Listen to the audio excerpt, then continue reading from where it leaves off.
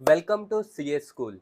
Okay, so आज हम लोग चैप्टर नंबर 4 का यूनिट नंबर 4 करने वाले of economics. Okay, so let's go through it.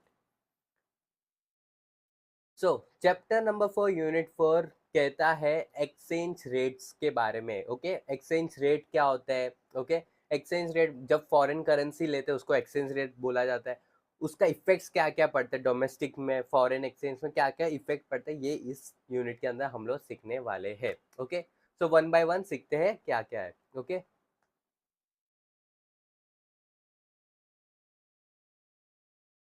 सबसे पहला एक्सचेंज रेट का मतलब क्या है? देखो, एक्सचेंज रेट का सिंपल मतलब है, मुझे if I am in a country, late assume मैं इंडिया में हूँ, मेरा करेंसी है रुपीस में। ओके, मुझे दूसरा फॉरेन करेंसी चाहिए। ओके, फॉरेन करेंसी चाहिए, लेट अज्यूम डॉलर चाहिए। सो मैं कितना रुपया दूंगा, कितना मेरा करेंसी एक्सचेंज करूंगा ताकि फॉरेन करेंसी मुझे मिल पाए, उसको ही कहते हैं exchange rate. Simple example, $1 is equal to 80 rupees. मतलब क्या? मुझे मेरा 80 रुपीज देना पड़ेगा, then I will get $1, one foreign currency मुझे मिलेगा, उसको ही बोला जाता है exchange rate. Okay, simple.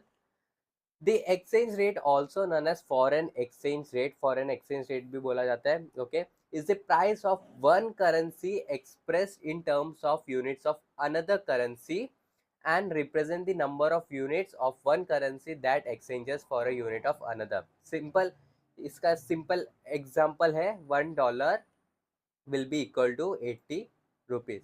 Easy. Now, exchange rate is the rate at which currency of one country is exchanged to the currency of another country. मतलब एक currency दूसरा करेंसी को एक्सचेंज किया जाता है, उस एक्सचेंज को, उस रेट को बोला जाता है एक्सचेंज रेट या फॉरेन एक्सचेंज रेट बोला जाता है। Simple. It is important to note that the value of currency is relative. Value of currency is relative का मतलब क्या है?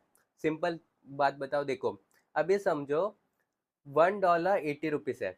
ओके, बट समझो इंडिया में इन्फ्लेशन और बढ़ गया, इन्फ्लेशन और बढ़ गया, सो $1 और महंगा हो जाएगा, $1 80 के बदले 90 रुपीज हो जाएगा।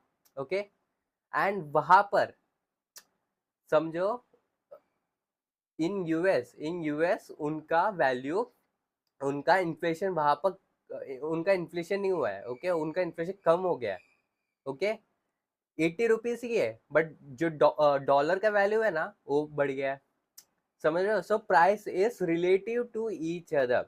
सो it is important to note that the value of currency is relative, एक दूसरे में डिपेंड होता है। ओके, वैल्यू, एक्सचेंज रेट का वैल्यू एक दूसरे का करेंसी के ऊपर डिपेंड होता है। Okay, as it is always given in terms of another currency. Easy. Now, दो तरीके के एक्सचेंज रेट को फॉर्म में बता सकते हैं, एक तो डायरेक्ट कोट और एक है indirect coat. Okay, simply example देखते हैं। डायरेक्ट कोट मतलब $1 इज इक्वल टू 80 रुपीज। यहाँ पर हमें पता चलता है, डायरेक्टली हमें पता चलता है कि ये फॉरेन करेंसी, ये एक पर्टिकुलर फॉरेन करेंसी, मतलब ये एक पर्टिकुलर डॉलर मुझे चाहिए तो मुझे 80 रुपीज देना पड़ेगा, इसको बोला जाता है डायरेक्ट कोट। ओके, इसमें डायरेक्टली हमें पता चल जाता है कि ये फॉरेन करेंसी का वैल्यू कितना है। ओके, नाउ इनडायरेक्ट कोट में क्या होता है? फॉरेन करेंसी का वैल्यू नहीं पता चलता, इसमें ये पता चलता है कि मेरा इन डोमेस्टिक रुपीस कितना वैल्यू है as as relative to the foreign foreign one, मतलब मेरा करेंसी का वैल्यू कितना है as related to the foreign currency. मतलब ₹1 will be equal to 0.0125 dollar. Okay, आप 1/80 करेगा तो आपको ये मिल जाता है। ओके, तो इसमें इनडायरेक्ट कोट में क्या मतलब क्या है, इसका इसका मतलब क्या है? इसमें देखो, इसमें ₹1 इक्वल टू 0.0125 डॉलर, इसका इसमें हमें ये नहीं पता चल रहा कि डॉलर का वैल्यू कितना है। जो फॉरेन करेंसी है उसका डायरेक्टली हमें वैल्यू नहीं पता चल रहा है, इसमें कितना है, कितना फॉरेन का वैल्यू है, ये नहीं पता चल रहा है। बट हमें ये चीज पता चल रहा है in compare to the foreign currency, in compare to the foreign currency मेरा डोमेस्टिक करेंसी कितना होगा, ये इसमें पता चल जाता है। So in compare to the US dollar, if it is 80, मतलब 80 रुपीज का वैल्यू है तो पर्टिकुलर डॉलर का 80 रुपीज का वैल्यू, तो मेरा डोमेस्टिक करेंसी का वैल्यू बन जाता है $1 will equal to 0.0125 US dollar. Easy. So इसको बोला जाता है इनडायरेक्ट कोड। इसमें डायरेक्टली कोटेशन नहीं दिया जाता है, इसमें इनडायरेक्ट वे में बताया जाता है। एंड फर्स्ट डायरेक्ट कोड में डायरेक्टली बताया जाता है कि फॉरेन करेंसी कितना में मिलेगा, okay, in respect to your domestic currency. बहुत सिंपल था। Now an exchange rate has two currency components, a base currency and a counter currency। Okay, एक तो बेस करेंसी होता है एंड एक काउंटर करेंसी होता है। सो सबसे पहले डायरेक्ट कोटेशन में जो हमने डायरेक्ट कोटेशन पढ़ा उसमें बेस करेंसी क्या एंड ये काउंटर करेंसी क्या वो देखिए। So foreign currency is the base currency. हम डायरेक्ट कोटेशन में क्या करते हैं, फॉरेन करेंसी बताते हैं ना, फॉरेन करेंसी का वैल्यू कितना है as per the domestic currency. Okay, so direct quotation में डायरेक्टली हम बता देते कि फॉरेन करेंसी का वैल्यू इतना रहेगा in exchange to the domestic currency. So foreign currency को बेस करेंसी मानते हैं, okay, and the domestic currency will be the counter currency. And domestic currency क्या हो जाता है, काउंटर करेंसी बन जाता है।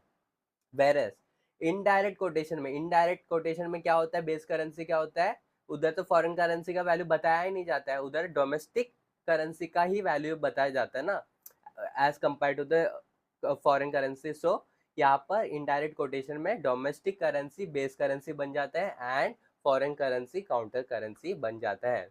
ओके, सो आप एग्जांपल वापस से चेक कर सकते हो स्क्रीन में। Okay, US dollar is the dominant currency in the global foreign exchange market. जैसे कि आप लोग को मालूम है almost 80% of the transaction US dollar terms में ही किया जाता है। क्यों? बिकॉज उनका इम्पोर्ट वो सबसे मेजर इकोनॉमी है ऑफ द वर्ल्ड। ओके, सो उसी यूएस डॉलर का ही टर्म में एक्सचेंज रेट को डिनोट किया जाता है ओवरऑल ग्लोब में, एंड यूएस डॉलर को ही वेहिकल करेंसी बोला जाता है इसके कारण। ओके, नाउ क्रॉस रेट क्या है, क्रॉस रेट क्या है? ओके, सो क्रॉस रेट बहुत सिंपल है, आपने सीखा ही होगा। जैसे कि अभी एग्जांपल से आपको बता देता हूँ क्रॉस रेट क्या होता है। ओके, सो $1 80 है, $1 80 है, €1 85 है, $1 80 है एंड €1 85 है। सो हमें ये मालूम पड़ जाएगा $1 कितना यूरो होगा। ओके, क्रॉस मल्टीप्लिकेशन करेंगे। ओके, यहाँ पर आप क्रॉस मल्टीप्लिकेशन करेंगे तो आपको आंसर मिल जाएगा। सिंपली मैक्स मैक्स लगाना आपको यहाँ पर। सो क्रॉस मल्टीप्लिकेशन जिधर लगाते हैं सो उसी को वहाँ पर उसी का नाम बन जाता है cross rate. Okay, so cross rate basically क्या होता है, देखो जब जहाँ एक प्राइस एक एक्सचेंज रेट डिनोट दिया जाता है एंड सॉरी जहाँ पर दो एक्सचेंज रेट डिनोट किया जाता है एंड दोनों एक्सचेंज रेट में एटलीस्ट एक करेंसी कॉमन होना चाहिए। ओके, सो ये एक करेंसी को छोड़ के जो दूसरा दो करेंसी उन दोनों का एक्सचेंज रेट हम ढूंढ पाए उसको ही बोला जाता है क्रॉस रेट। ओके, सो यहाँ पर जैसे कि $1 80 था एंड €1 85 था। ओके, सो 80 एंड 85 रुपीज हमने वैल्यू डिनोट किया, $1 का 80 एंड €1 का 85 है। ओके, रुपीज से हमने डिनोट कर दिया, बट हमें ढूंढना है $1 यूरो में कितना होता है। ओके, सो ये जो दो करेंसी जो डिफरेंट है बट वो कॉमन करेंसी की वजह से हमें उन दोनों का करेंसी का वैल्यू मिल रहा है, उसको बोला जाता है क्रॉस रेट। ओके, सिंपल, बहुत सिंपल है। Now exchange rate regime। okay, so an exchange rate regime is the system by which a country manages its currency with respect to foreign currency। basically ये एक system होता है, basically एक system होता है जहाँ पर जो भी इन्फ्लुएंसर्स मतलब जो भी गवर्नमेंट जो अथॉरिटी है जो मनी को ऊपर नीचे कर सकते हैं उन लोग मैनेज करते हैं। ओके, अपना करेंसी दूसरा करेंसी से कैसा रहना चाहिए। ओके, तो दो तरीके के सिस्टम होता है, one is floating exchange rate and other is fixed exchange rate. Okay, बहुत सिंपल है। Okay, floating exchange rate basically market के ऊपर डिपेंड होता है, जो डिमांड और सप्लाई होता है ना, उस करेंसी का जितना डिमांड रहेगा उस करेंसी का जितना सप्लाई होगा उसके ऊपर डिपेंड हो जाता है उस करेंसी का value. Okay, whereas fix exchange rate में एक सर्टेन वैल्यू दिया जाता है, इतना ही होगा, यही वैल्यू होगा, इसको फिक्स किया जाता है, उसको बोला जाता है fix exchange rate, simply put. Now so under floating exchange rate regime market determine, मतलब डिमांड एंड सप्लाई के ऊपर डिपेंड होता है उस करेंसी का value, okay. And fix exchange rate में पेग किया जाता है, एक पर्टिकुलर वैल्यू के ऊपर पेग किया जाता है, उतना ही वैल्यू बताया जाता है, okay. So it is peg exchange rate, okay. So इसको आगे हम लोग देखते हैं ये फिक्स एक्सचेंज रेट कैसा रहता है एंड फ्लोटिंग एक्सचेंज रेट कैसा रहता है, ओके। इसका बेनिफिट्स क्या है, इसका डिसएडवांटेजेस क्या है, ये हम लोग सीखने वाले, okay. So in the real world there is a spectrum of intermediate exchange rate regimes, मतलब ये सिर्फ केवल दो रेट सिस्टम नहीं होता, इसके अंदर बहुत सारा वेरिएशन होता है। कोई होगा, कोई कंट्री होगा जो फिक्स रखना चाहते हैं बट हल्का सा फ्लक्चुएशन भी देना चाहते हैं, ओके। उसको रेंज बाउंड भी बोला जाता है, रेंज बाउंड सिस्टम भी बोला जाता है, ओके। सो ऐसा बहुत सारा होता है। कोई कंट्री होगा जो कहता है कि मार्केट डिटरमाइंड वैल्यू हो, बट हम लोग थोड़ा हल्का सा हम लोग इन्फ्लुएंस कर पाए, ओके। सो वैसा भी कंट्रीज होगा, जो बहुत सारा वेरिएशंस होता है, ओके। हर एक कंट्री अलग अलग सिस्टम यूज करता है, हर एक कंट्री अलग अलग सिस्टम रेजिम्स यूज किया जाता है to value their exchange, okay. So in the real world, there is a spectrum of intermediate exchange rate regimes which are either inflexible or have varying degrees of flexibility that lie in between these two extremes. Okay, fixed और flexible इन दोनों के बीच में बहुत सारा variation, हर एक country अलग अलग systems लगाया जाता है, ओके, उनके ऊपर डिपेंड होता है ना। सो कुछ एग्जांपल्स है वो स्पेक्ट्रम का, कौन सा कंट्री क्या क्या यूज करते हो वो आप चेक कर सकते हो, ओके। कुछ एग्जांपल्स दिया गया है स्क्रीन में, वो चेक कर सकते हो, okay. Now fix rate regime का एडवांटेजेस क्या है, ओके। फिक्स रेट रेजिम का एडवांटेजेस क्या है। सो फिक्स रेट में देखो, कोई कंट्री है वो चाहता है कि फिक्स रेट रखा जाए। क्यों क्यों वो कंट्री ऐसा फिक्स रेट रखा चाहता है, फिक्स ऐसे मतलब एक कंट्री है जो बोलता है, लेट अस इंडिया इंडिया बोल रहा है मैं फिक्स रेट रेजिम रखूंगा, फिक्स रेट सिस्टम रखूंगा, जहाँ पर मैं बोल रहा हूँ कि आपको $1 लेना है, आपको if any Indians want to take if any Indians want to buy $1, they have to give 80 rupees, that is fixed, okay. 80 rupees से ज्यादा नहीं देना, 80 रुपीज से कम नहीं देना, 80 रुपीज इज फिक्स्ड, ओके। सो ऐसा क्यों करते हैं, गवर्नमेंट ऐसा क्यों करते हैं, ताकि करेंसी फ्लक्चुएशन ना हो, करेंसी ऊपर नीचे ना हो, ओके। 80 से 82 ना जाए, 80 से 78 ना हो जाए, ओके, करेंसी फ्लक्चुएशन ना हो, okay. That is one. Eliminates exchange rate risk, exchange rate मतलब अब क्या होता है, कभी कभी एक्सचेंज करते वक्त, मतलब आप कुछ परचेज कर रहे हो, ओके। कोट हुआ था 80 रुपीज में, बट वो प्राइस बढ़ गया 82 में, ओके। फिक्स रेट रेजिम नहीं रहेगा तो 82 हो गया, तो आपको और कॉस्ट हो जाएगा ना, ज्यादा हो जाएगा ना इंक्रीज आपका कॉस्ट, वो होता है एक्सचेंज रेट रिस्क, ओके। तो उसके वजह से एक्सचेंज रेट रिस्क आता है, बट ऐसा नहीं होता है फिक्स रेट में, क्योंकि उधर फिक्स होता है ना रेट, ओके। 80 रुपीज में आपने बोला कि मैं कुछ गुड्स खरीदूंगा या 80 रुपीज में कोई गुड्स सेल करूंगा, तो उतना ही रुपया में आपको सेल या परचेस करना है, ओके। आपको कोई एक्सचेंज रेट लॉस या प्रॉफिट नहीं होगा, ओके। सो यहाँ पर आपका इंटरनेशनल ट्रेड एंड इन्वेस्टमेंट बहुत लेस रिस्की होता है फिक्स रेट में, एंड सब लोग मोर अट्रैक्टिव होता है या फिक्स रेट कंट्रीज के साथ ज़्यादा एक्सपोर्ट या ट्रेड करे, ज़्यादा इन्वेस्टमेंट करे, okay. A fixed exchange rate can thus greatly enhance international trade enhance हो जाएगा, मतलब एक्सपोर्ट्स इंपोर्ट ज़्यादा हो जाएगा एंड इन्वेस्टमेंट ज़्यादा हो जाएगा। रिडक्शन इन स्पेकुलेशन मतलब इधर प्रॉफिट्स और लॉस है ही नहीं, तो यहाँ पर स्पेकुलेशन का कोई चांस ही नहीं है, okay. A fix rate exchange system imposes discipline, okay. एक डिसिप्लिन लाता है कंट्री के ऊपर, कंट्रीज मॉनेटरी अथॉरिटी के ऊपर एक डिसिप्लिन लाता है कि देखो, फिक्स रेट का मतलब ये नहीं कि उसका उस कंट्री का वैल्यू ऊपर नीचे नहीं होता, इसका ये मतलब नहीं है। देखो, वैल्यू एक पर्टिकुलर कंट्री का करेंसी का वैल्यू कैसा डिफाइन होता है, ओके। बेसिकली उस करेंसी का कितना डिमांड है, उस करेंसी का कितना सप्लाई, उसके ऊपर डिपेंड होता है। उस करेंसी का डिमांड कब होगा, उस कंट्री का करेंसी का डिमांड कब कब होगा, जब हर एक कंट्री उस कंट्री से इंपोर्ट करना चाहते हो, उस कंट्री का कुछ परचेस करना चाहते हो, ओके। सो सबको कुछ उस कंट्री से कुछ परचेस करना, तो उनको क्या चाहिए रहेगा, उस कंट्री का करेंसी चाहिए रहेगा, फिर ही जाके वो लोग परचेस कर पाएंगे ना।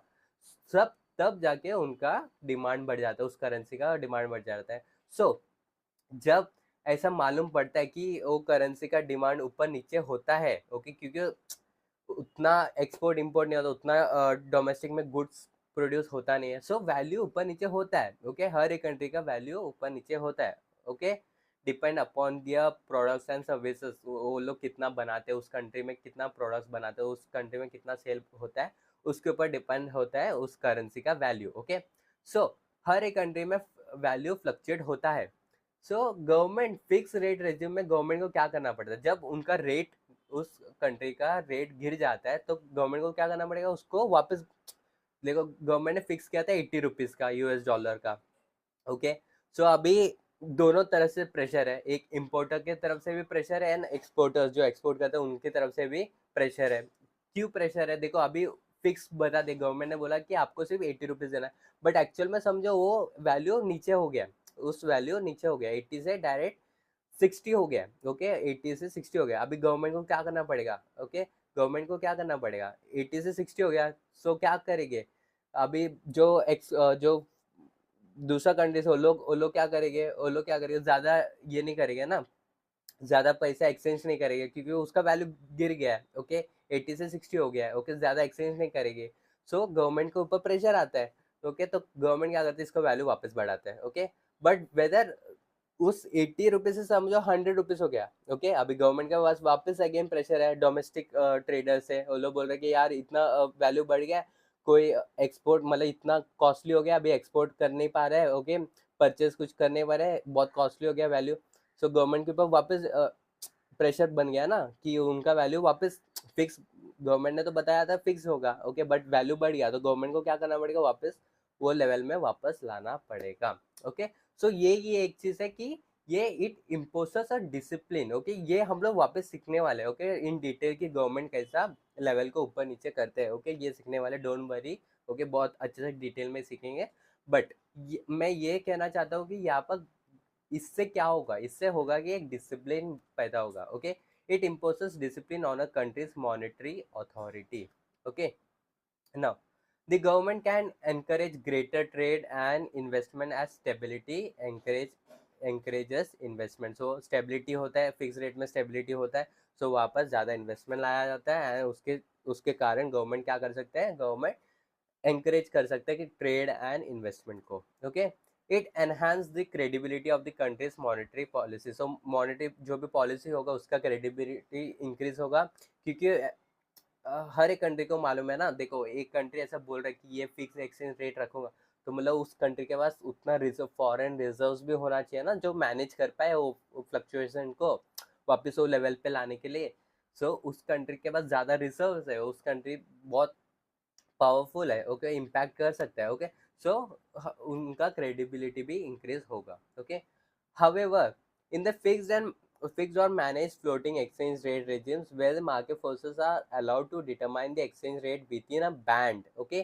देखो कोई कोई होता है जो within a band रखता है, okay, जैसे कि बोला जाता है 80 to 100, इसके इसके अंदर आप फ्लक्चुएट कर सकते हो, ऐसा भी बहुत सारा सिस्टम रेजिम्स होता है जो कंट्री अडॉप्ट करता है। सो द सेंट्रल बैंक वहाँ पर क्या कर सकता है, सो सेंट्रल बैंक का वहाँ पर काम है कि the central bank is required to stand ready to intervene in the foreign exchange rate and also to maintain an adequate amount of foreign exchange reserves for this purpose, so basically उस country का value ऊपर बढ़ गया है, okay, but वो range band के अंदर वापस लाना है, सो ये सेंट्रल बैंक को या कोई गवर्नमेंट इंटरवेंशन करना पड़ेगा।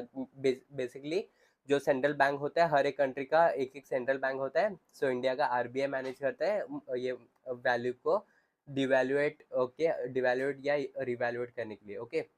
सो RBI उसको वापस लेवल में लाता है, या फिर वापस लेवल से नीचे गया तो वापस लेवल में RBI मैनेज करता है उसको लाने का, ओके।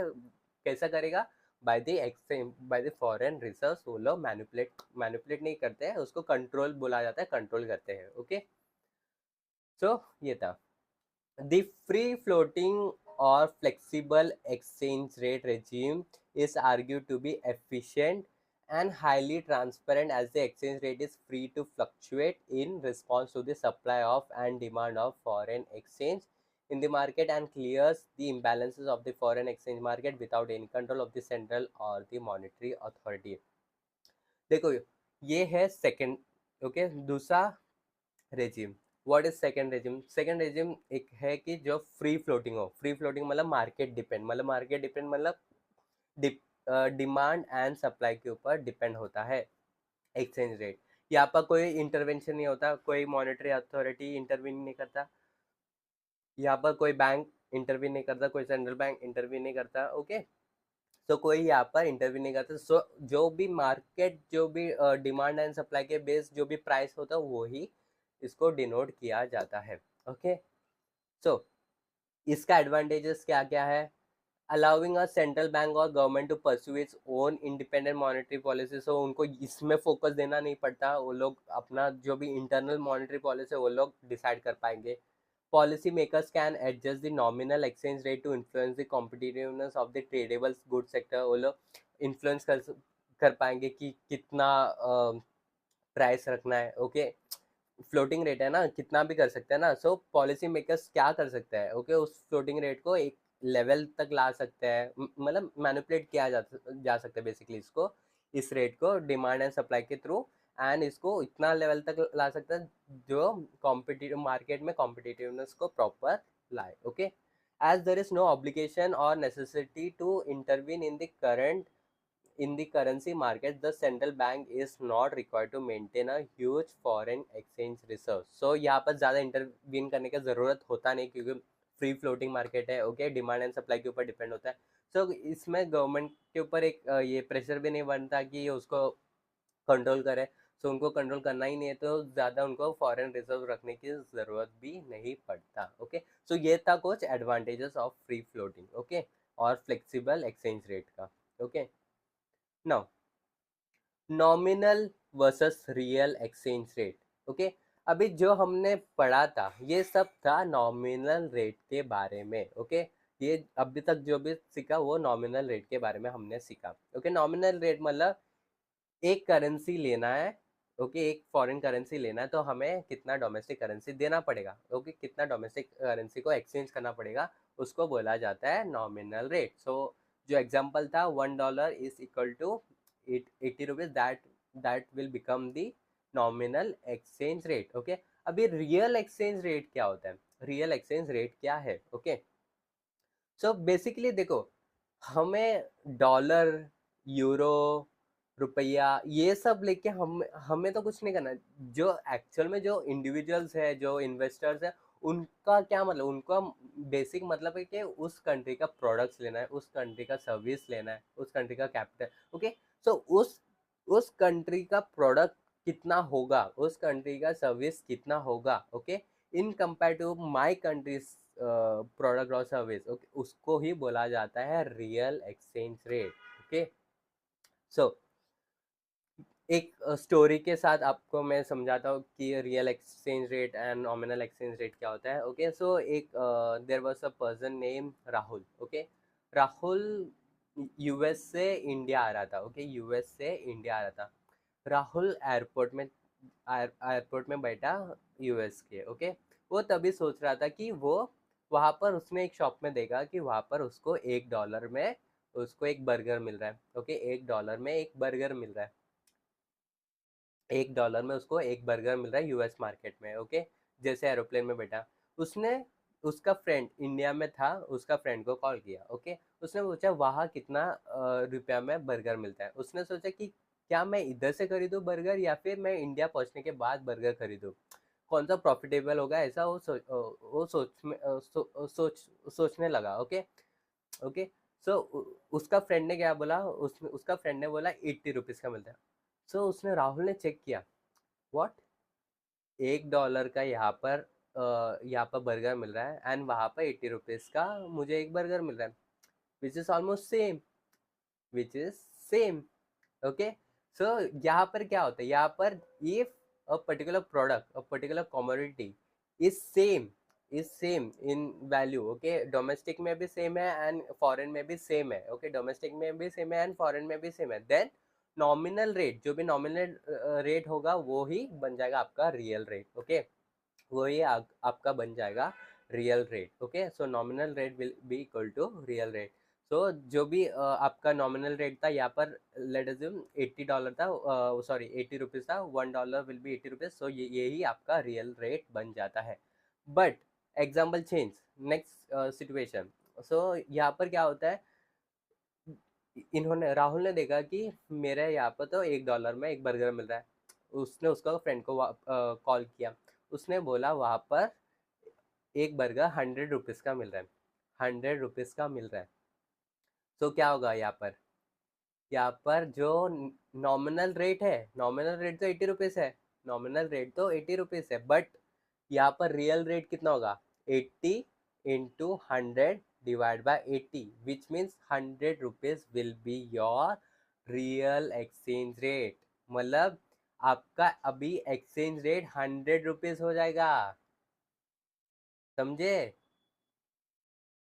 उस प्रोडक्ट के लिए उस रेट, उस एक्सचेंज रेट 100 रुपीज़ बन जाएगा। आप अभी आपका exchange, nominal exchange rate 80 rupees नहीं, रियल एक्सचेंज रेट बन जाएगा 100 रुपीज़, ओके। महंगा हो गया ना वहाँ पर इंडिया में, ओके, तो 100। वैसे एग्जाम्पल को रिवर्स, मतलब दूसरा साइड से भी देख सकते हो। यहाँ पर आपका बर्गर मिल रहा है $80 में, सॉरी $1 में, okay, which means 80 rupees, okay, $1 में मिल रहा है, बट इन इंडिया उसको मिल रहा है 60 रुपीज़, इन इंडिया उसको मिल रहा है 60 रुपीज़, ओके। सो आपका यहाँ पर रियल एक्सचेंज रेट कम हो जाएगा एंड उतना, मतलब कम एक्सचेंज ही करना है, सो ये बेनिफिट हो जाता है टू द एक्सचेंजर, ओके। सो हमें कभी भी रियल एक्सचेंज रेट को लेकर चलना पड़ता है, ओके। सो अभी हमने तो बर्गर का एग्जांपल दिया था। देखो, ये बेसिकली बर्गर का प्राइस है ना, बेसिकली ये होता है कंज्यूमर प्राइस इंडेक्स, ओके। ये होता है प्राइस इंडेक्स। एक कंज्यूमर उस कंट्री में, उस पर्टिकुलर कंट्री में कितना उसका एक्सपेंडिचर, ओके, वो कितना एक्सपेंस कर सकता है, ओके। हर एक कंट्री का अलग अलग होता है, okay. Consumer index, okay, consumer price index हर एक कंट्री का अलग होता है। सो हमें ये बेसिकली चेक करना है, ओके, एक कंट्री का दूसरा कंट्री से कितना कंज्यूमर प्राइस इंडेक्स है। देखो, लेट अज्यूम बेस प्राइस था 100, ओके, 100 बेस था, ओके। लेट अज्यूम इंडिया है एंड ये यूएसए है, okay. So India and USA का स्टार्टिंग जैसे ग्रो हुआ तभी दोनों का कंज्यूमर प्राइस इंडेक्स 100 था, ओके। बट इन्फ्लेशन के वजह से यूएस का 110 हो गया, ओके, इंडिया का भी 110 हो गया। सो यहाँ पर तो ठीक है, यहाँ पर क्या हो जाएगा, nominal rate will be equal to the real rate only, okay. But let assume दूसरा सिनेरियो, 100 है, ओके। यहाँ पर यूएस का इन्फ्लेट हो गया 110 हो गया, बट इंडिया का इन्फ्लेट हो गया 120 हो गया। सो इंडिया महंगा और हो गया, ओके। दूसरा एग्जांपल, यूएस का 110 हो गया, बट इंडिया का सिर्फ बहुत कम है, कंज्यूमर प्राइस 105 ही है। सो यहाँ पर एक्सचेंज रेट कम हो गया, ओके। सो इस रेशियो के ऊपर डिपेंड होता है real exchange rate, okay. So nominal rate, हमें सिर्फ नॉमिनल रेट नहीं देखना, क्योंकि हमें एक्चुअल में तो दूसरा कंट्री के प्रोडक्ट्स और सर्विस लेना है, ओके। तो दूसरा कंट्री का प्रोडक्ट्स और सर्विस किसके ऊपर डिपेंड होता है, प्राइस के ऊपर, प्राइस इंडेक्स के ऊपर, ओके। सो फॉर्मूला यही बन जाता है, real exchange rate is equal to nominal exchange rate into domestic price upon foreign price, जो मैंने एग्जांपल दिया है उसमें आपको बताया गया है, ओके। ये एक इंडिया का एग्जाम्पल, ओके, इंडिया का बताया गया है। सो इंडिया का $1 इनडायरेक्ट कोट में बताया गया है, ओके। सो इंडिया का $1 कितना है, 0.125 है, मतलब ₹1 से ₹1 दोगे तो कितना डॉलर मिलेगा, $0.0125 मिलेगा सिर्फ, ओके। बट अब समझो कि डोमेस्टिक प्राइस 120 है, डोमेस्टिक प्राइस 120 है, कोई भी एक प्रोडक्ट का, ओके। या फिर आप ये भी सोच सकते हो कि डोमेस्टिक प्राइस, मतलब इंडेक्स, जो कंज्यूमर इंडेक्स है वो 120 है, ओके, इंडिया का, एंड फॉरेन का 160 है, 160 है, मतलब 80 इंटू $2, 160 है, okay.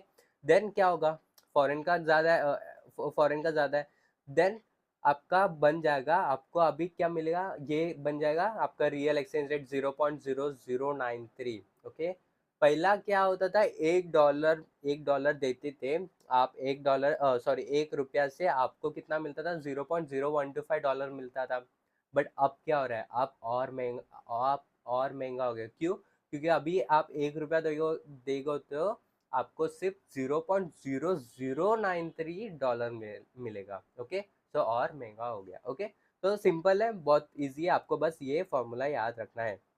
Real exchange rate is equal to nominal exchange rate into domestic price divide by foreign price. ये दो, डोमेस्टिक प्राइस और फॉरेन प्राइस, कभी भी डोमेस्टिक प्राइस का रुपीस मीन्स डोमेस्टिक करेंसी के ऊपर डिनोट किया जाता है। दोनों सेम वैल्यू, सेम करेंसी में लाकर ही रेशियो लिया जाता है। Okay, simple.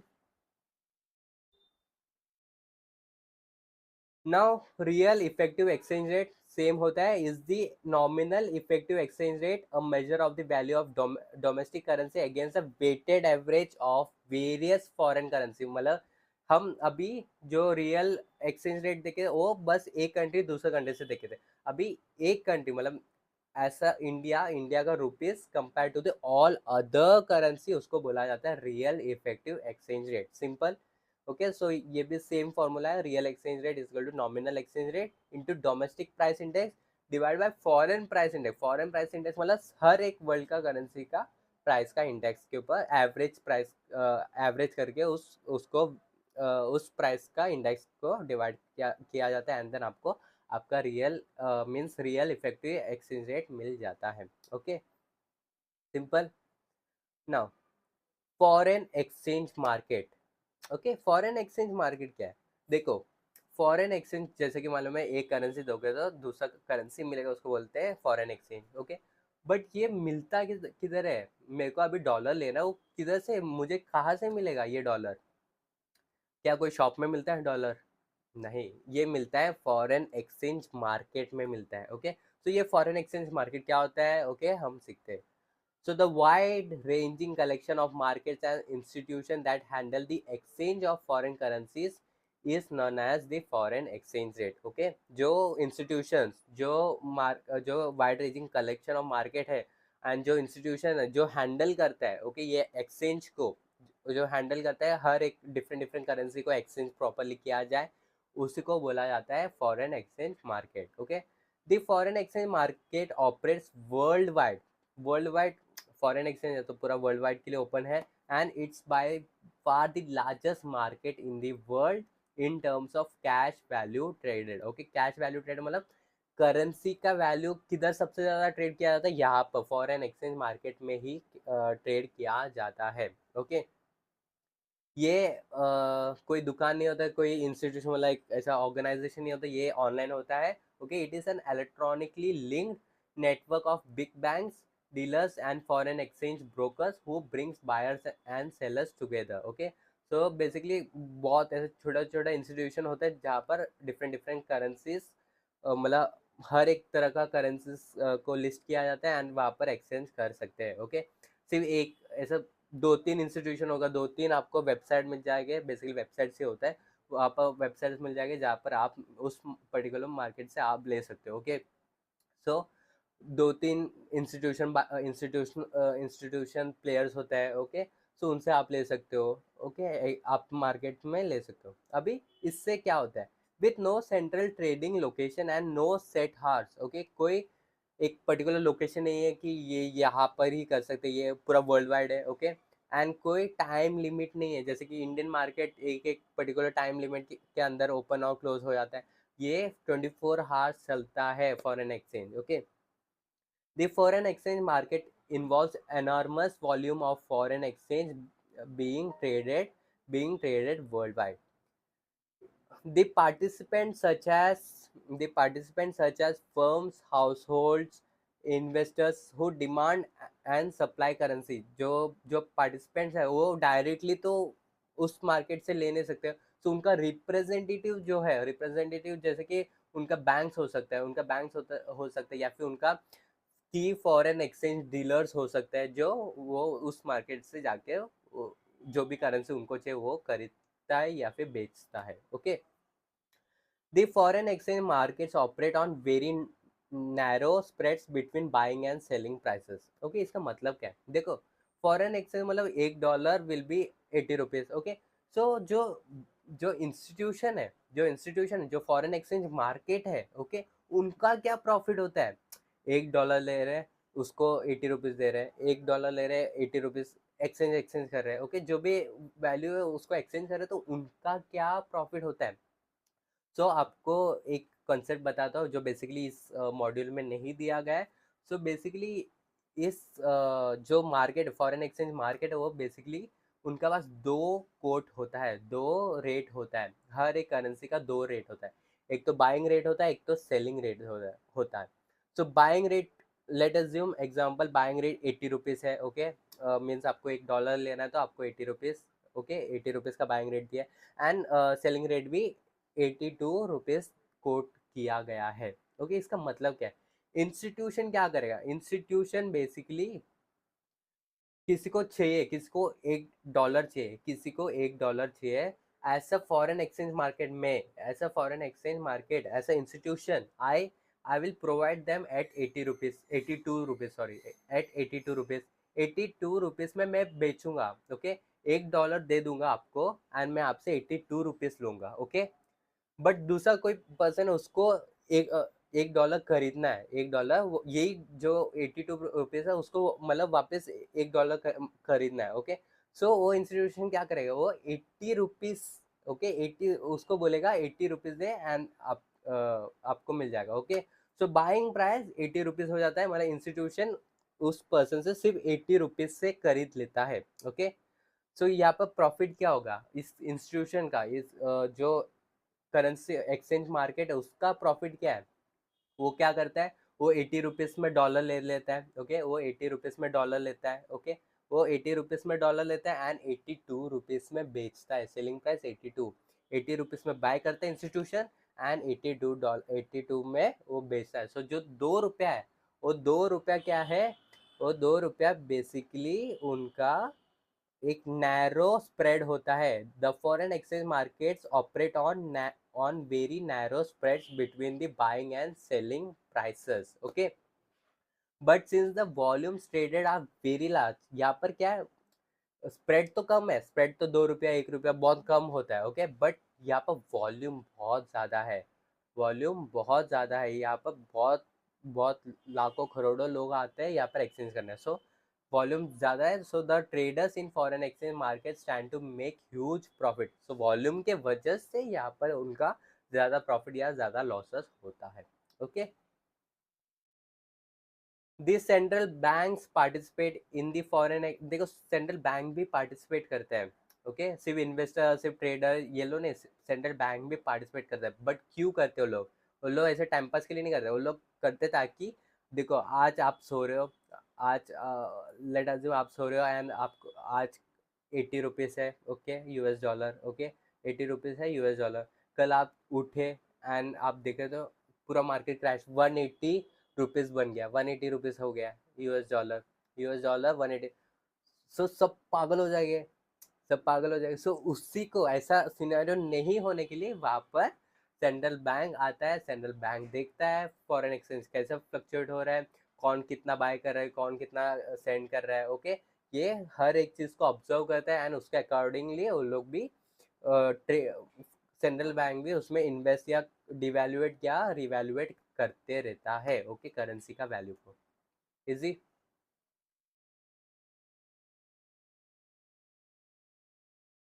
Regardless of physical location, and given that the markets are highly integrated at any given moment, all markets tend to have same exchange rate for a given currency. This phenomenon occurs because of arbitrage. अभी ये क्या है, ये concept क्या है, basically ये paragraph में क्या बताया गया? सो बेसिकली अभी दो मार्केट है, दोनों में फॉरेन एक्सचेंज मिलता है. Okay, A and B. Okay, दोनों मार्केट में आपको फॉरेन एक्सचेंज मिलता है. Okay, A and B.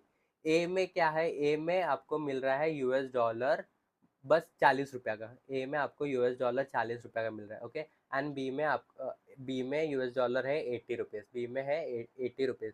तो यहाँ पर बेसिकली क्या होगा? यहाँ पर बेसिकली क्या होगा? जो आर्बिट्रेज होता है, आर्बिट्रेज मतलब जो बेसिकली प्रॉफिट कमाना चाहता है. प्रॉफिट कैसे कमाना चाहता है बताता हूँ. बोलो बेसिकली जो 40 रुपए यहाँ इस ए मार्केट से ये लोग बाय करेंगे, ये लोग बाय करेंगे, ओके, एंड बी मार्केट में सेल करेंगे, 80 रुपीज़ मिल रहा है, ओके। सो 40 रुपए में खरीदेंगे एंड 80 रुपीज़ में वो लोग सेल करेंगे, उनका प्रॉफिट मिल गया आर्बिट्रेज। बट इसके कारण आर्बिट्रेज के कारण उस मार्केट में क्या होता है, उस मार्केट में बेसिकली ये ले लेते हैं, ओके, सप्लाई कम होता है यहाँ से, ओके, मार्केट एज कम कम हो जाता है, डॉलर कम हो जाता है, ओके, डॉलर कम हो जाता है तो उसका डिमांड बढ़ जाता है यहाँ पर, ओके, डिमांड बढ़ जाता है एंड सो ये 40 रुपये से वापस बढ़ते जाता है, महंगा हो जाता है। एंड यहाँ पर क्या होता है, यहाँ पर क्या होता है, मार्केट बी में सप्लाई ज़्यादा होता है, डॉलर इस मार्केट से उस मार्केट में आ रहा है ना, बी में आ रहा है ना। सो ए मार्केट से बी में जब जा रहे हो तो बी में क्या होता है, सप्लाई ज़्यादा हो जाता है, सप्लाई ज़्यादा होता है तो उसका वैल्यू घट जाता है, which will equalize at the end, okay. So arbitrage के वजह से हर एक जो भी फॉरेन एक्सचेंज मार्केट है वो ऑलमोस्ट इक्वल में ही लाया जाता है, ओके। फॉरेन एक्सचेंज मार्केट में किन तरह के ट्रांजैक्शन होते हैं, देखो दो तरीके के ट्रांजैक्शन होते हैं फॉरेन मार्केट में। एक होता है करंट ट्रांजैक्शन एंड एक होता है फ्यूचर ट्रांजैक्शन, ओके। तो करंट ट्रांजैक्शन क्या है, फ्यूचर ट्रांजैक्शन क्या है, सीखते हैं। सो करंट ट्रांजैक्शन मतलब आज जो भी रेट है, आज 80 रुपीज़ है $1। सो वो 80 रुपीज़ जो है, 80 rupees $1 is equal to 80 rupees जो है उसको बोला जाता है स्पॉट रेट, मतलब आज का rate, spot on spot date, okay.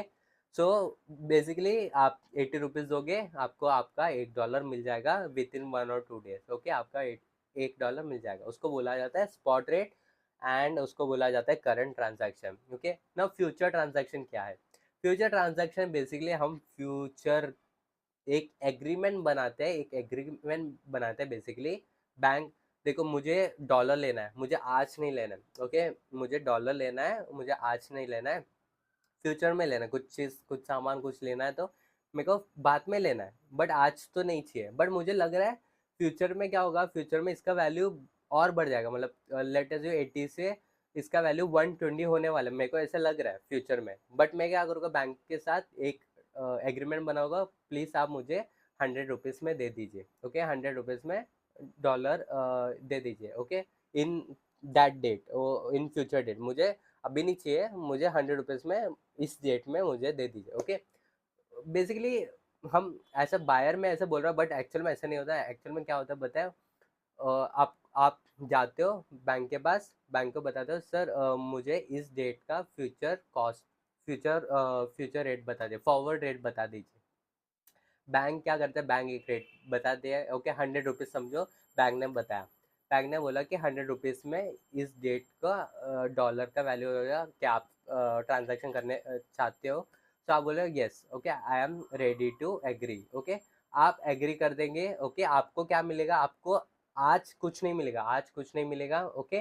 आपको उस डेट में आपको वो पर्टिकुलर डॉलर आपको मिल जाएगा दैट एट दैट वैल्यू, जो भी आपने फ्यूचर कॉस्ट उस एग्रीमेंट में उस ट्रांजैक्शन में आपने एग्री किया, ओके, उस वैल्यू में आपको मिल जाएगा। बेसिकली एग्जांपल के थ्रू आपको बताता हूँ, आप गए, आपको बेसिकली डॉलर चाहिए था, आज नहीं चाहिए, आपने बैंक में गया, ओके।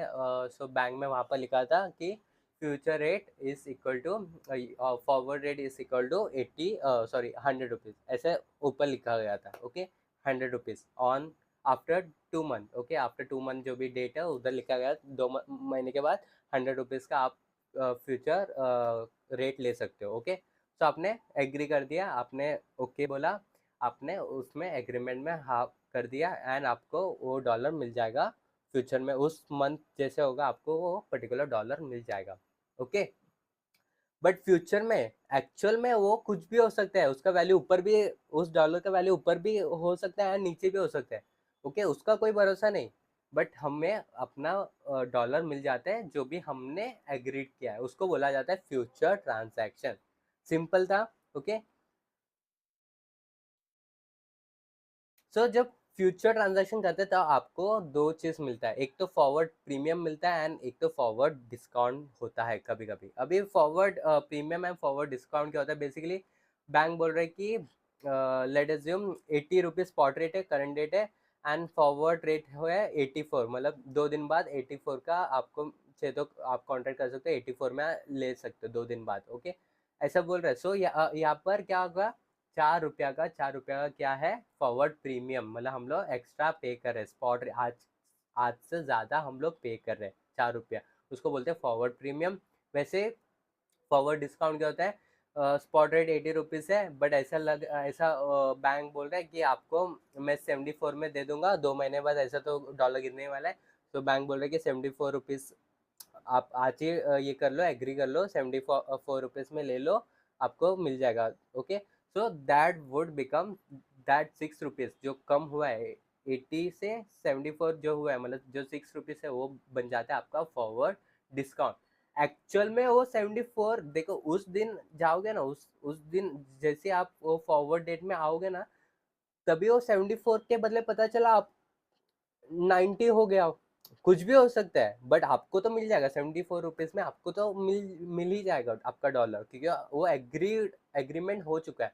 बट वो 74 से पता चला 94 हो, ओके, तो वो तो बैंक का लॉस हो जाएगा। ओके, सो यहाँ पर आपका लॉस भी हो सकता है, मतलब जो बैंकर हो उनका लॉस भी हो सकता है, प्रॉफिट भी हो सकता है, वैसे आपका भी प्रॉफिट और लॉस भी हो सकता है। जैसे कि आपको यहाँ पर 74 में आपको मिल गया, लेट अज्यूम वो 94 बन गया था, एक्चुअल में उस वक्त 94 हो गया था, बट आपने तो पहले ही ऑलरेडी बुक कर दिया था 74 में, तो आपका ये प्रॉफिट बन गया। ओके, वैसे आपका लॉस भी हो सकता है, पता चलो 74 से और नीचे हो गया, एक्चुअल में मार्केट तो उस यूएस डॉलर का प्राइस तो और नीचे कर गया, मतलब 60 हो गया था, सो आपका वो लॉस भी बन सकता है। That is separate, okay, that is separate concept. Okay, ये था forward premium and forward discount. I hope आपको समझा होगा। Okay, While foreign exchange transactions can involve any two currency, foreign exchange में कोई भी दो करेंसी होता है, but US dollar vehicle currency बोला जाता है, क्योंकि ऑलमोस्ट हर एक ट्रांजैक्शन यूएस डॉलर में ही डिनोट किया जाता है, इसके लिए इसको व्हीकल करेंसी भी बोला जाता है। Okay, now determination of nominal exchange rate. So nominal exchange rate को कैसे डिटरमाइन किया जाता है, तो बेसिकली जो इंस्टीट्यूशन, जो मार्केट है फॉरेन एक्सचेंज मार्केट, उधर उस एक्सचेंज का, उस पर्टिकुलर एक्सचेंज का कितना डिमांड है, कितना सप्लाई है, कितना उस एक्सचेंज को खरीदना चाहता है, कितना उस एक्सचेंज को सेल करना चाहता है, उसके ऊपर डिपेंड होता है नॉमिनल एक्सचेंज रेट। ओके, उसके ऊपर डिपेंड होता है नॉमिनल एक्सचेंज रेट का वैल्यू। ओके, बट बट और भी फैक्टर्स होता है जो डिटरमाइन करते हैं नॉमिनल एक्सचेंज रेट, जैसे कि purchase goods and services from another country, purchase and goods कितना करते हैं, that is one. Gifts, awards, grants, donation, endowments, कितना गिफ्ट देते हैं, कितना डोनेशन लेते हैं, इसके ऊपर भी डिपेंड होता है। ओके, इन्वेस्टमेंट इनकम के ऊपर भी डिपेंड होता है। Purchase of financial assets, stocks, bonds, abroad से फाइनेंशियल असेट्स कितना लेते हैं। Okay, to open foreign bank account, so foreign bank account आपको क्रिएट करना है, सो आपको डॉलर तो चाहिए होगा, सो उसके ऊपर भी डिपेंड होता है। To acquire direct ownership of real capital and for speculation, जब ट्रेडिंग करना है, सो इस ये सब के ऊपर डिपेंड होता है कि आपका नॉमिनल एक्सचेंज रेट कितना होगा। Okay, so determination of nominal exchange rate आप चार्ट में देख सकते हो, सिंपल है, डिमांड एंड सप्लाई के ऊपर डिपेंड है, जितना फॉरेन एक्सचेंज का डिमांड है एंड जितना उसका सप्लाई है, उस जो भी जितना भी इंटरसेक्ट करते हैं वो आपका प्राइस बन जाता है। Okay, changes in exchange rate. Okay, so changes in exchange rate क्या है। ओके, सो एक्सचेंज रेट को चेंज किया जाता है, कभी कभी अपने आप होता है। ओके, लेट्स सी कैसा होता है।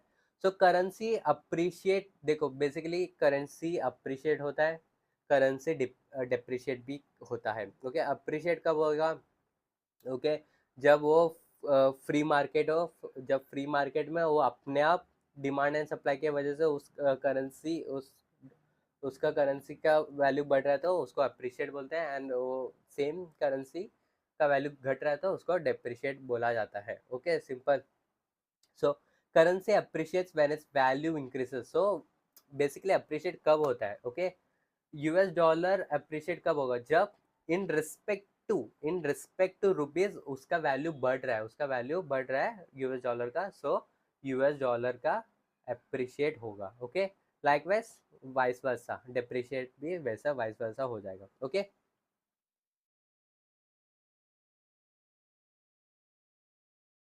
नाउ होम करेंसी डेप्रिशिएट कैसा हो सकता है? होम करेंसी डेप्रिशिएट हो सकता है दो तरह से। एक तो होता है कि increase in the home currency price of the foreign currency, increase in the home currency price of the foreign currency. इसका मतलब क्या है?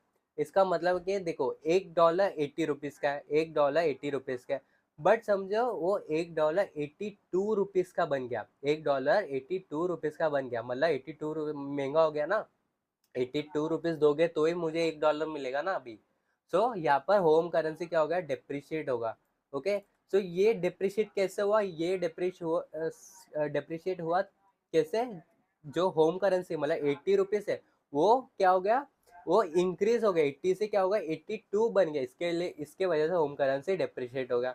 ओके, दूसरा सिनेरियो है जहाँ पर $1 80 है, नॉर्मल $1 80 है, बट अभी आप 80 रुपीज से $1 नहीं खरीद सकते, अभी आप 80 रुपीज से सिर्फ $0.8 ही खरीद सकते हो। ओके, तो ये है second scenario. Alternatively decrease decrease in the foreign currency, so यहाँ पर $1 था, वो डिक्रीज होके 0.8 बन गया। Okay, so decrease in the foreign currency price of the home currency, so decrease in the foreign currency of the price of the home currency, वो उसको भी होम करेंसी डेप्रिसिएशन बोला जाता है।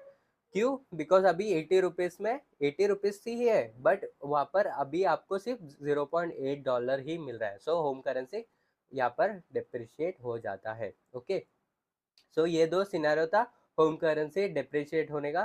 सो इसका वाइस वर्सा जो भी होगा, इसका वाइस वर्सा जो होगा वो ही सेम होम करेंसी एप्रिशिएशन बोला जाएगा। Okay, simple. Now home currency depreciation under floating exchange rate. Okay, home currency का डेप्रिसिएशन कैसा होता है? ओके, देखो यहाँ पर सप्लाई सेम है, मतलब सप्लाई का एक लाइन है। ओके, एक कोई शिफ्ट नहीं हो रहा, सो सप्लाई इज ओके। बट यहाँ पर जो डिमांड है, डिमांड ओके, जो डिमांड है, ओके, डिमांड ई से E1 हो जाता है, मतलब राइट साइड में शिफ्ट हो रहा है, मतलब डिमांड बढ़ रहा है, डिमांड बढ़ रहा है फॉरेन का।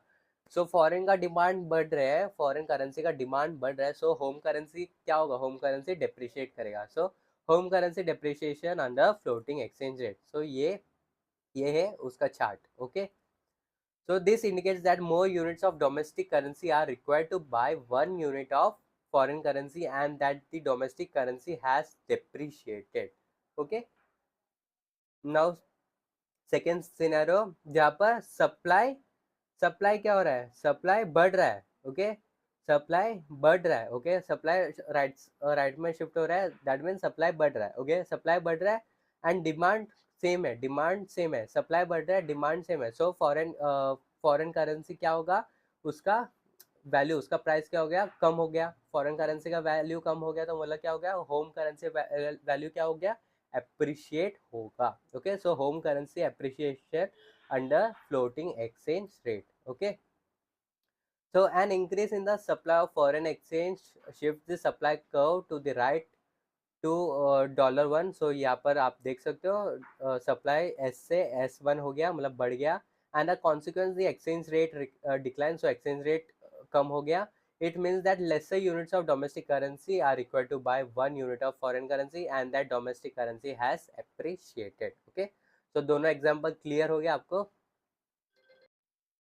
Now devaluation versus depreciation. Okay, so foreign currency depreciate भी हो सकता है या डिवैल्यूएट भी हो सकता है। अभी ये डिवैल्यूएशन का मतलब क्या है एंड डिप्रिसिएशन का मतलब क्या है? Depreciation basically means demand and supply के वजह से आपका फॉरेन करेंसी कम हो रहा है, तो फॉरेन करेंसी का वैल्यू कम हो रहा है, तो उसको बोलते हैं डिप्रिसिएशन। ओके, वेरएज गवर्नमेंट या मॉनेटरी अथॉरिटी के इंटरवेंशन के वजह से मॉनेटरी वैल्यू को कम या ऊपर नीचे किया जाता है, बेसिकली यहाँ पर कम किया जाएगा तो उसको बोला जाएगा डिवैल्यूएशन, एंड ऊपर किया जाएगा तो उसको बोला जाएगा revaluation. Okay, so it is a monetary policy tool used by countries that have a fixed exchange rate और nearly fix exchange rate regime, जिसका फिक्स एक्सचेंज रेट होता है, जो ऑलरेडी बोल चुका है कि आपको $1 लेना है तो 80 रुपीज़ देना, मतलब 80 रुपीज़ में फिक्स है। ओके, सो गवर्नमेंट के ऊपर प्रेशर है। ओके, दोनों तरह से, इम्पोर्ट है एक्सपोर्ट है, दोनों तरह से प्रेशर है, क्योंकि कि उसको 80 रुपीज़ तक ही लाना है। सो जैसे ही बढ़ जाता है गवर्नमेंट को वापस नीचे करना पड़ता है, एंड उसका वैल्यू नीचे गया रहेगा तो वापस गवर्नमेंट को ऊपर उस लेवल में वापस लाना पड़ता है। ओके, सो जब ऊपर लाते हैं, ओके, जब ऊपर लाते हैं उसको बोला जाता है रिवैल्यूएट, एंड जब नीचे लाते हैं उसको बोला जाता है डीवैल्यूएट। Okay, devaluation. So it is a monetary policy tools used by countries that have a fixed exchange rate or nearly fixed exchange rate regime and involves a discrete official reduction in the otherwise fixed par value of a currency. Now, impacts. Okay, impacts of exchange rate fluctuation on domestic economy. So इसका impact domestic economy में क्या क्या होता है, जो fluctuation है, जो exchange rate का फ्लक्चुएशन, उसका इम्पैक्ट क्या क्या होता है डोमेस्टिक में, वो हम लोग सीखने वाले। ओके, so जैसे कि the unpredictability of the markets caused by exchange rate fluctuation can profoundly determine a country's economic performance. इसका मतलब क्या, देखो एक कंट्री कैसा परफॉर्म कर रहा है, कितना गुड्स एंड सर्विस है, ओके, उसका डिटरमाइन, मतलब हम लोग देख सकते हैं।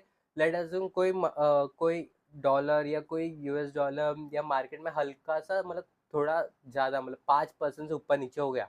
ओके, सो 5% से ऊपर नीचे होगा, जो भी व्हीकल करेंसी वो हो गया, तो उसके वजह से जो जो जो दूसरा कंट्री है, जो दूसरा कंट्री का करेंसी, उसका वैल्यू एकदम धड़ाक से नीचे हो गया। ओके, एकदम धड़ाक से नीचे हो गया, तो हमें मालूम पड़ जाता है उस करेंसी का वैल्यू कितना था। ओके, सो एक हल्का सा भी फ्लक्चुएशन की वजह से दूसरा कोई करेंसी का वैल्यू बहुत नीचे गिरा, इसका मतलब वो उसका कंट्री का फंडामेंटल, वो कंट्री का जीडीपी बराबर था ही नहीं। ओके, प्रॉपर वो लोग गुड्स एंड सर्विस ज़्यादा बना ही नहीं पा रहे थे। ओके, सो ये हमें मालूम पड़ जाता है कि उस कंट्री का इकोनॉमिक परफॉर्मेंस कैसा है, वो फ्लक्चुएशन रेट से भी हमें मालूम पड़ जाता है। Okay, the direct impact of fluctuations in rates is initially felt by economic agents. सबसे पहला इम्पैक्ट इकोनॉमिक एजेंट्स, जो बेसिकली मार्केट प्लेस जो है ना, इंस्टीट्यूशंस है जो मार्केट प्लेस है, उनको, जो इकोनॉमिक एजेंट्स उनको पहला इफेक्ट करते हैं, एंड देन दूसरे लोग को। Okay, economic agents who are directly involved in international trade और international finance. Okay, now so जैसे कि डिटरमाइनिंग इस एक्सचेंज रेट के थ्रू हम डिटरमाइन कर पाएंगे कि nature and extent of country का ट्रेड कितना कर रहे हैं। ओके, कंट्री कितना ट्रेड कर रहे हैं वो हमें मालूम पड़ जाता है। Okay, then it affect the economy by changing the relative prices of domestically produced and foreign produced goods and services. so जो एक्सचेंज रेट का फ्लक्चुएशन के थ्रू भी ये जो डिमांड है, डोमेस्टिक डिमांड या फॉरेन गुड्स का डिमांड, उसको भी ऊपर नीचे किया जाता है। Okay, and exchange rate changes affect economic activity in the domestic economy. Okay, so exchange rate के वजह से economic activity भी depend होता है। okay, economic कौन, देखो एक्सचेंज रेट समझो ज़्यादा है, एक्सचेंज रेट ज़्यादा है। ओके, एक्सचेंज रेट ज़्यादा है तो क्या करेंगे, आप एक्सपोर्ट करेंगे ताकि आपको ज़्यादा पैसा वापस मिले। ओके, एक्सपोर्ट करेंगे ताकि आपको पैसा ज़्यादा मिले। सो एक्सचेंज रेट जब ज़्यादा रहेगा तो क्या होता है, कभी भी एक्सपोर्ट होता है, एंड इम्पोर्ट क्या होता है, कम हो जाता है। ओके, सो इसके ऊपर, एक्सचेंज रेट के ऊपर डिपेंड होता है इकोनॉमिक एक्टिविटी, मतलब क्या ज़्यादा करोगे आप, डोमेस्टिक गुड्स बनाओगे या एक्सपोर्ट करोगे या इंपोर्ट करोगे या फॉरेन गुड्स लोगे। सो इसके ऊपर, एक्सचेंज रेट के ऊपर भी डिपेंड होता है डोमेस्टिक इकोनॉमी। सो हम लोग देखेंगे वो कैसे डिपेंड होता है। Okay, so by lowering export prices, so जब करेंसी डिप्रिशिएट होता है, जब करेंसी डिप्रिशिएट होता है, ओके, तो करेंसी डिप्रिशिएट होता है, सो क्या होगा, currency depreciation increases the international competitiveness of domestic industries, the volume of exports and promotes trade balance. okay, जब करेंसी डिप्रिशिएट होता है, इंडिया का करेंसी डिप्रिशिएट होगा। ओके, तब क्या होगा, तब क्या होगा, जो फॉरेनर है वो लोग सब आ जाएगी घूमने, क्योंकि सस्ता में मिल रहा है ना, इंडिया इंडिया में सामान सब सस्ते में मिल रहा है, तो फॉरेनर सब आएंगे घूमने, फॉरेनर इन्वेस्टमेंट भी करेंगे इंडिया में। ओके, क्योंकि सब चीज़ सस्ते में मिल रहा है। Okay, so, currency depreciation increase the international competitiveness of domestic industries. The volume of exports and promotes trade balance. Trade balance क्या होता है? एक्सपोर्ट और इम्पोर्ट। बेसिकली यहाँ पर एक्सपोर्ट बढ़ता है, करेंसी डिप्रिशिएट होगा तो क्या होगा? फॉरेनर सब आएंगे यहाँ पर घूमने विमने। फॉरेनर बेसिकली फॉरेनर ज़्यादा सर्विस लेके बेसिकली एक्सपोर्ट, हम लोग एक्सपोर्ट ज़्यादा करेंगे, इंपोर्ट कम करेंगे। तो एक्सपोर्ट ज़्यादा करेंगे एंड इंपोर्ट कम करेगा तो जो ट्रेड बैलेंस है वो प्रॉपर मेंटेन होता है। ओके।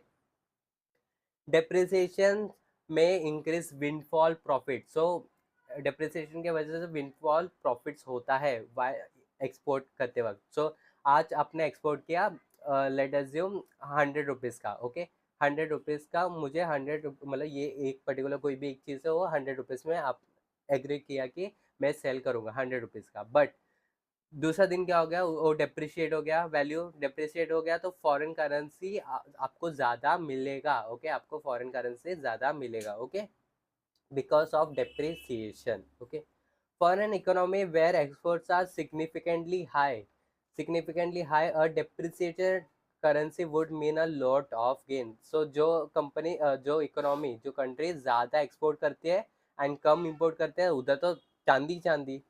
जैसे कोई करेंसी डेप्रिशिएट होगा उनको तो चांदी चांदी, बिकॉज उनको ज़्यादा प्रॉफिट, विंडफॉल प्रॉफिट ज़्यादा होगा। ओके।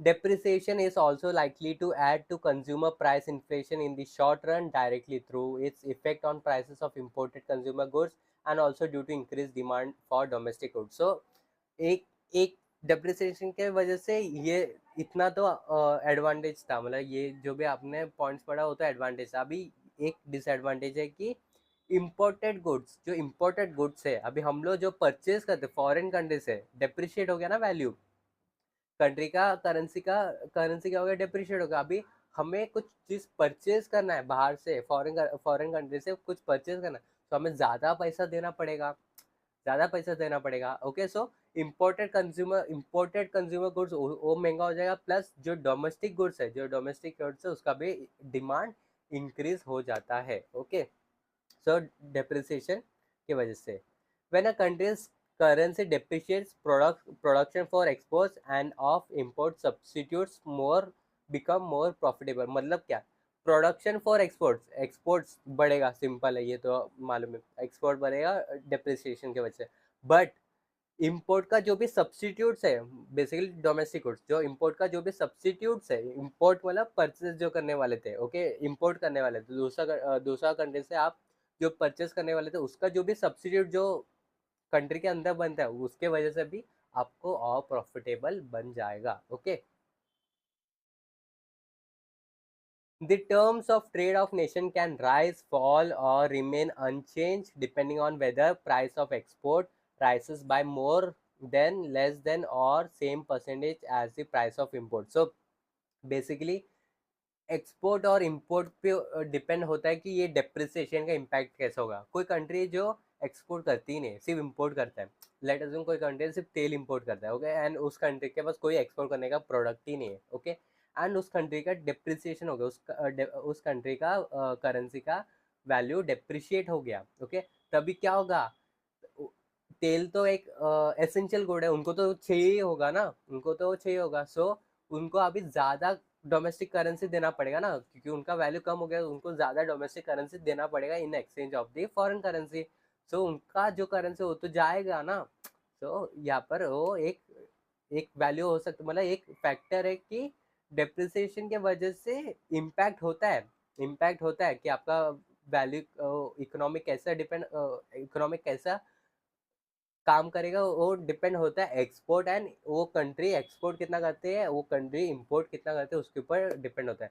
कोई कंट्री सिर्फ एक्सपोर्ट करते हैं, ओके, कोई कंट्री सिर्फ एक्सपोर्ट करते हैं ज़्यादा से ज़्यादा एंड इम्पोर्ट बहुत कम करते हैं, ओके, सो वो कंट्री का तो चांदी चांदी, ओके, उनको तो बेनिफिट ही होगा डेप्रिसिएशन के वजह से। ओके, सो डेप्रिसिएशन, करेंसी डेप्रिसिएशन का डिपेंडेंस, ओके, उस करेंसी का डेप्रिसिएशन का वजह से प्रॉफिटेबिलिटी कितना होगा वो डिपेंड होता है एक्सपोर्ट और इंपोर्ट में, वो कंट्री एक्सपोर्ट इंपोर्ट कितना करता है उसके ऊपर डिपेंड होता है। Okay, a widening current account deficit is a danger signal as far as growth prospects of the overall economy is concerned। okay, companies that have borrowed in foreign, कोई company जो foreign currency, foreign bank से, foreign institution से बहुत सारा loan लेके रखा है, and फिर मालूम पड़ रहा है कि उसका कंट्री का वैल्यू कम हो गया, तो उनको ज़्यादा पैसा उनको वापस रिपे करना पड़ेगा ना ज़्यादा, सो एक नुकसान हो जाता है।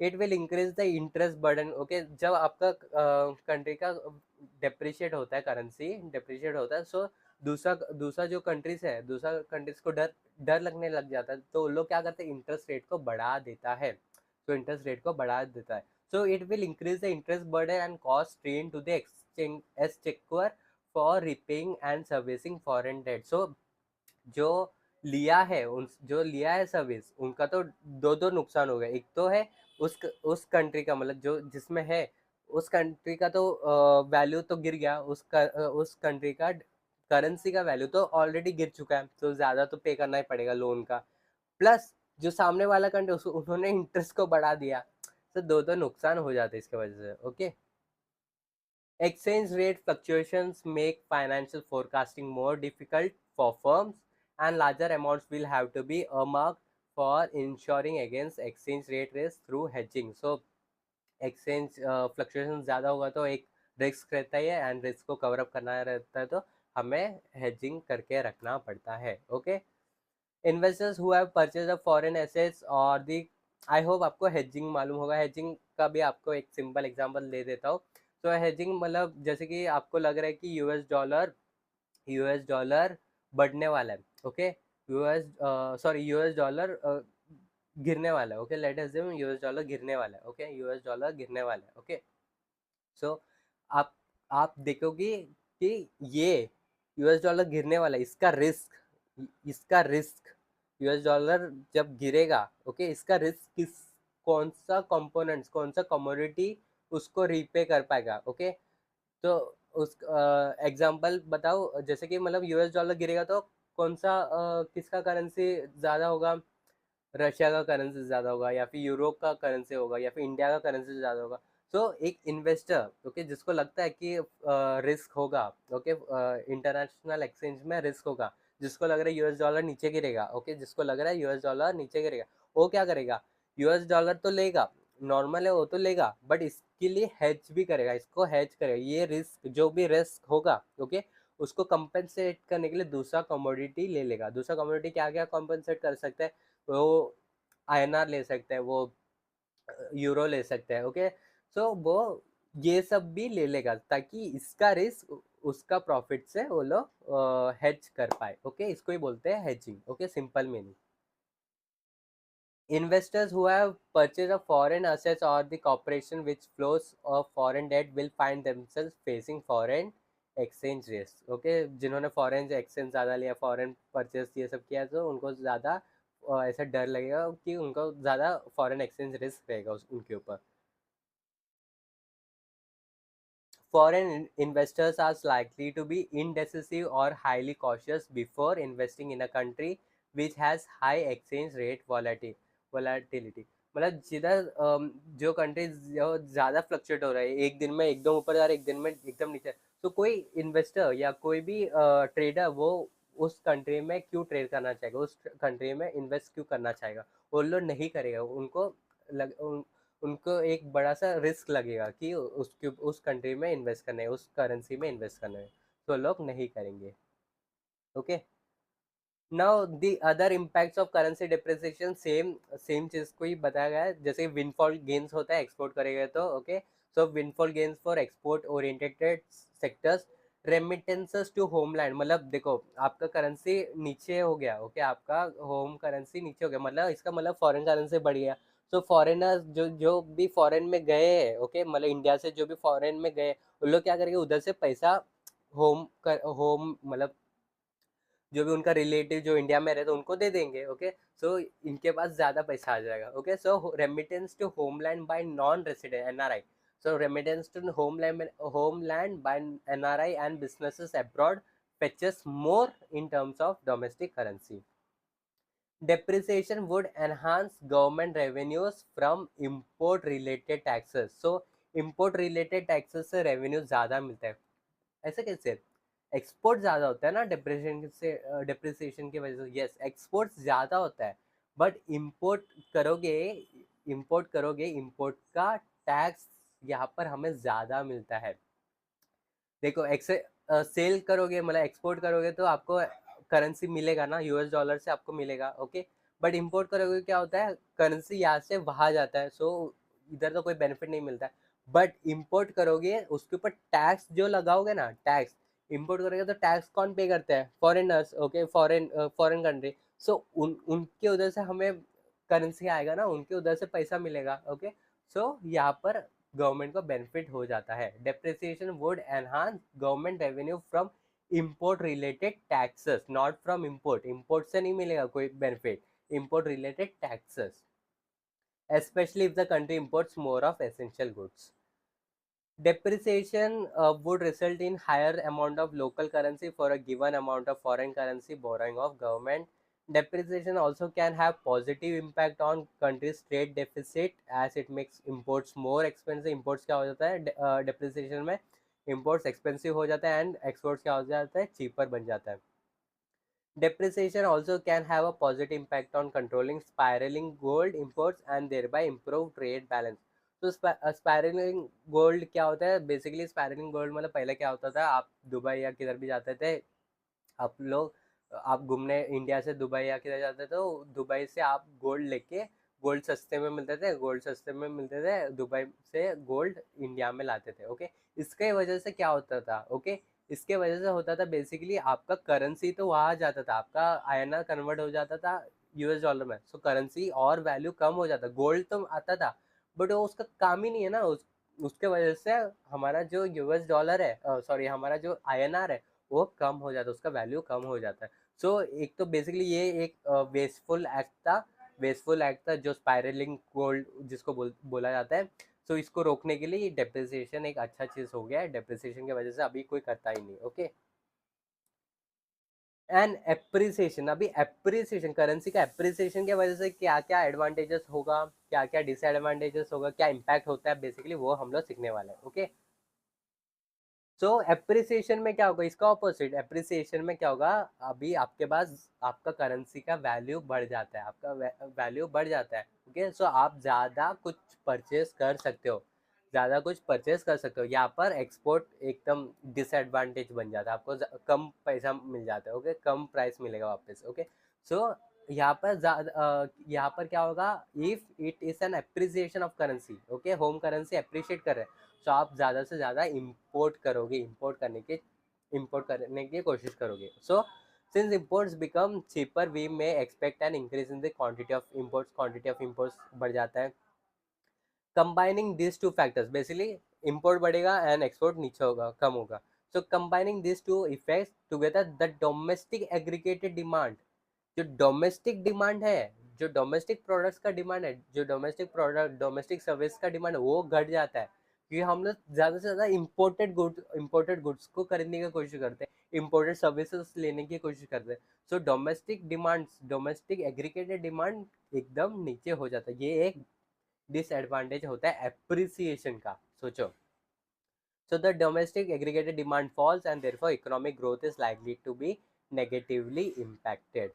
If appreciation sets in during recessionary phase मतलब जहाँ पर goods and service ज़्यादा नहीं बन रहा, ऑलरेडी इकोनॉमी डाउन है, सो वहाँ पर क्या होगा, the result will be further fall, एक तो इकोनॉमी डाउन है प्लस अप्रिशिएट हो गया, करेंसी अप्रिशिएट हो गया, बट करेंसी अप्रिशिएट होगा तो क्या होगा, इंपोर्टेड गुड्स ज़्यादा लेने की कोशिश, सो डोमेस्टिक गुड्स और भी नहीं लेंगे, सो the it will further fall the aggregate demand and higher levels of unemployment, okay, and इसका वैसा वर्सा हो जाएगा if it is a boom, okay.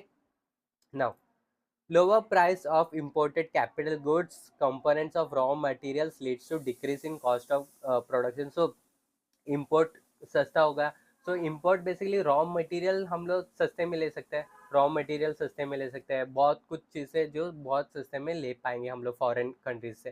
So if सस्ते में सब ले पाएंगे देन हम लोग क्या कर पाएंगे, हम लोग अपना कॉस्ट ऑफ प्रोडक्शन को घटा पाएंगे, ओके, एंड इजीली डोमेस्टिक मतलब डोमेस्टिकली भी हम लोग सेल कर पाएंगे, ओके।